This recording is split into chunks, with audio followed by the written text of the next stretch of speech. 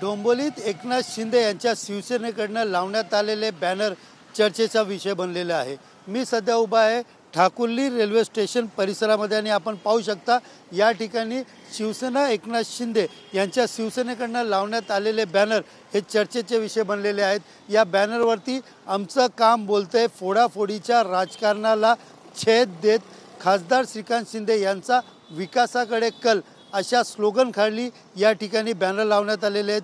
विशेषतः या बॅनरवरती स्वर्गीय बाळासाहेब ठाकरे त्याचबरोबर आनंद दिघे आणि त्याचबरोबर आपण पाहायला गेलं तर सध्याचे उपमुख्यमंत्री एकनाथ शिंदे, खासदार श्रीकांत शिंदे व कल्याण ग्रामीणचे आमदार राजेश मोरे यासह इतर शिवसैनिक पदाधिकाऱ्यांचे फोटो देखील या बॅनरवरती लावलेले आहेत। एकंदरीत या पूर्ण बॅनरवरती विकास कामाचा पाढा हा लिहिलेला आहे। ठाकुर्ली रेल्वे फाटक ते मसोबा चौक उन्नत मार्गाच्या उभारणी आणि त्याचबरोबर MMRDA कडून 36 कोटीचा निविदा जाहीर केल्याचा हा बॅनर आहे। खासदार श्रीकांत शिंदे यांच्या पाठपुराव्याला यश अशा आशयाचं बॅनर जे आहे ते या ठिकाणी लागलेले आहेत। एकंदरीत पाहायला गेलं तर गेले काही दिवसापासून कल्याण डोंबिवली परिसरामध्ये महायुतीमध्ये कुठेतरी खुसफुस सुरू आहे।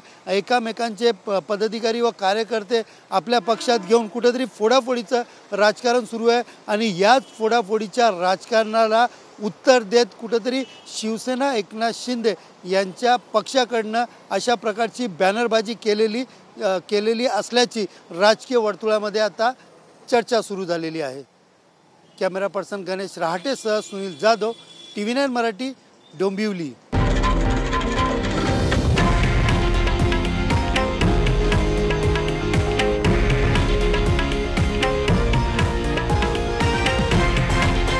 हे आहे देशातील नंबर 1 न्यूज नेटवर्क आणि आपण पाहत आहात TV9 मराठी, एकमेव।